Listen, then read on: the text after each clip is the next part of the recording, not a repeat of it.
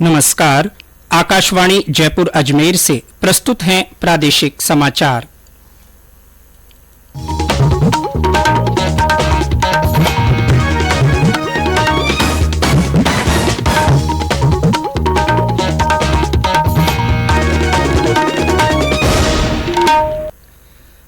मुख्य समाचार। प्रधानमंत्री नरेंद्र मोदी आज वीडियो कॉन्फ्रेंस के माध्यम से प्राकृतिक खेती सम्मेलन को संबोधित करेंगे। भाजपा का राज्य स्तरीय प्रशिक्षण शिविर आज से सिरोही जिले के माउंट आबू में शुरू हो रहा है। देश भर में आज ईद उल अजहा का त्योहार धार्मिक श्रद्धा से मनाया जा रहा है और प्रदेश में बारिश का दौर जारी। मौसम विभाग ने आज कोटा, टोंक, बारां, भरतपुर, धौलपुर, झालावाड़ और करौली जिलों में कुछ स्थानों पर तेज वर्षा की संभावना जताई। समाचारों के साथ मैं जितेंद्र सिंह पूनिया। और अब समाचार विस्तार से। प्रधानमंत्री नरेंद्र मोदी आज वीडियो कॉन्फ्रेंस के माध्यम से प्राकृतिक खेती सम्मेलन को संबोधित करेंगे। इसका आयोजन गुजरात के सूरत में किया जा रहा है। इसमें हजारों किसान भाग लेंगे।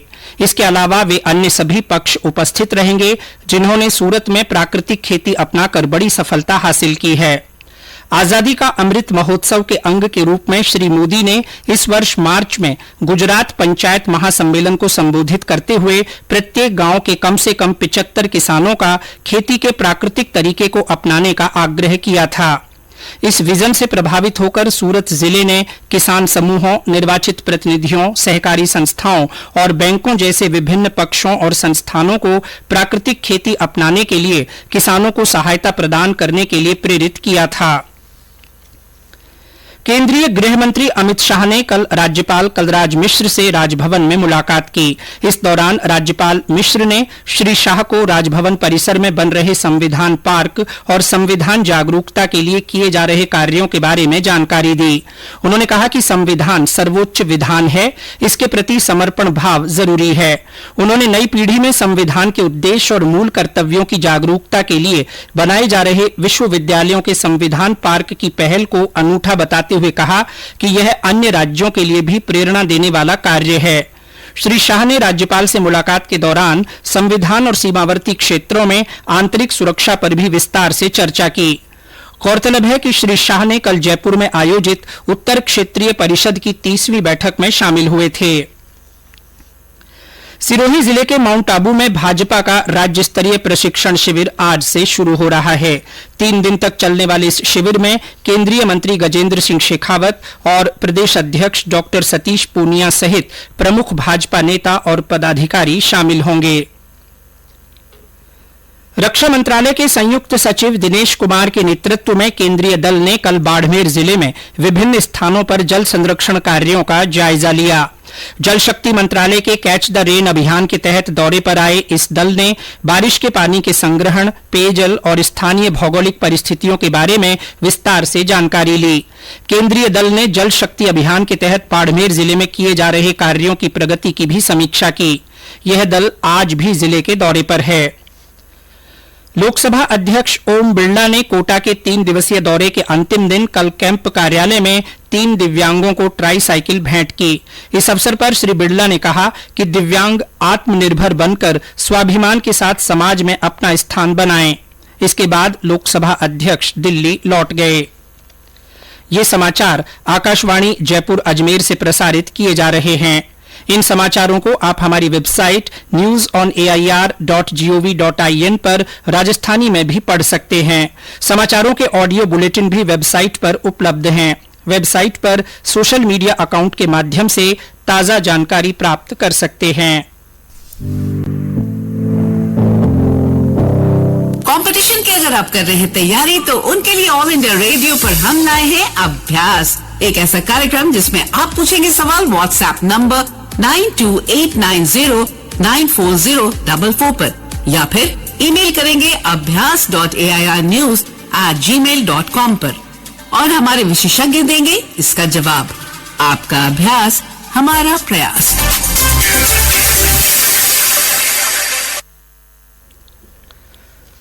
समाचारों में आपका फिर स्वागत है। ईद उल अजहा आज पूरे देश में धार्मिक श्रद्धा और आस्था से मनाया जा रहा है। त्याग और बलिदान के इस त्योहार पर लोग ईदगाहों और मस्जिदों में नमाज अदा की। इसके बाद लोग एक दूसरे को गले लगकर ईद की मुबारकबाद दे रहे हैं। राष्ट्रपति रामनाथ कोविंद, उपराष्ट्रपति एम वेंकैया नायडू, प्रधानमंत्री नरेंद्र मोदी, राज्यपाल कलराज मिश्र और मुख्यमंत्री अशोक गहलोत ने देशवासियों को ईद उल अजहा की शुभकामनाएं दी हैं। मुख्यमंत्री अशोक गहलोत ने अपने संदेश में कहा कि ईद उल अजहा का त्योहार हमें भाईचारे के साथ रहने, एक दूसरे के जज्बात की कद्र करने, आपस में हमदर्दी रखने और सच्चाई की राह पर चलते हुए अपने देश के लिए हर कुर्बानी देने की सीख देता है। प्रदेश में भी ईद उल अजहा का त्योहार पारंपरिक उत्साह के साथ मनाया जा रहा है। राजधानी जयपुर में ईदगाह सहित विभिन्न मस्जिदों में नमाज अदा की जा रही है। इसके अलावा बीकानेर, बाड़मेर, धौलपुर, झालावाड़, सीकर और करौली सहित राज्य के अन्य जिलों में भी ईद मनाई जा रही है। प्रशासन ने कानून व्यवस्था के मद्देनजर सुरक्षा के पुख्ता इंतजाम किए हैं। आज देवशयनी एकादशी है। इस अवसर पर मंदिरों में विशेष झांकी सजाई गई है। भगवान को पंचामृत का अभिषेक कर नई पोशाक धारण करवाई जा रही है। इसी के साथ आज से 5 माह तक विवाह सहित सभी मांगलिक कार्यों पर विराम लग जाएगा। जयपुर के आराध्य देव गोविंद देव जी मंदिर सहित अन्य मंदिरों में भी देवशयनी एकादशी पर विशेष आयोजन किए जा रहे हैं। प्रदेश में कल कोरोना संक्रमण के 150 नए मामले सामने आए। जयपुर जिले में 37, बीकानेर में 34, जोधपुर में 22, अलवर में 12, अजमेर में 9, भीलवाड़ा में 8, दौसा और उदयपुर में 7-7, नागौर और सिरोही में 4-4, डूंगरपुर में 2 तथा 12, बाड़मेर, हनुमानगढ़ और कोटा में 1-1 व्यक्ति में संक्रमण की पुष्टि हुई। राज्य में बीते 24 घंटों में 71 मरीज स्वस्थ हुए। सक्रिय मरीजों की संख्या 1032 हो गई है। राष्ट्रव्यापी टीकाकरण अभियान के तहत देश में अब तक 198 करोड़ 75 लाख से अधिक कोविड टीके लगाए जा चुके हैं। कल 18 लाख से अधिक टीके लगाए गए। वहीं प्रदेश में अब तक 10 करोड़ 81 लाख 72 हजार से अधिक कोविड टीकाकरण हो चुका है। प्रदेश में अधिकांश स्थानों पर हो रही बारिश से लोगों को उमस और गर्मी से राहत मिली है। बीते 24 घंटों में कुछ स्थानों पर भारी और कई स्थानों पर हल्की से मध्यम दर्जे की वर्षा हुई। करौली जिला मुख्यालय और आसपास के क्षेत्रों में आज सुबह से बारिश का दौर जारी है। सिरोही से हमारे संवाददाता ने बताया कि पर्वतीय पर्यटन स्थल माउंट आबू में सुबह से हल्की वर्षा का दौर जारी है। भरतपुर में कल रात शुरू हुआ बरसात का दौर आज सुबह तक जारी रहा। इससे तापमान में कमी आई है। और ब्यौरा हमारे संवाददाता से। कई दिनों से उमस और गर्मी से परेशान लोगों को आज राहत मिली। रात्रि से ही कभी तेज तो कभी हल्की बरसात का दौर अभी तक जारी है। लगातार बरसात होने से तापमान में गिरावट दर्ज की गई है और लोगों को गर्मी से राहत मिली है। भरतपुर में कई दिनों से उमस और गर्मी की वजह से लोगों का हाल बेहाल हो रहा था। हालांकि आसमान में बादल छाए हुए थे, लेकिन बिना बरसे ही बादल लौट जाते थे। लेकिन रात्रि से झमाझम बरसात शुरू हो गई, जो अब तक जारी है। बरसात होने से किसानों के चेहरे भी चमक उठे हैं। किसान बरसात होती देख आगामी फसलों की बुवाई कार्य में जुट गए हैं। बरसात होने से जगह जगह पानी भर गया है, जिससे लोगों को परेशानी भी झेलनी पड़ रही है। शिव कुमार वशिष्ठ, आकाशवाणी समाचार, भरतपुर। अलवर शहर और आसपास के क्षेत्र में कल अच्छी बारिश हुई। वहीं बीकानेर में जमकर मेघ बरसे।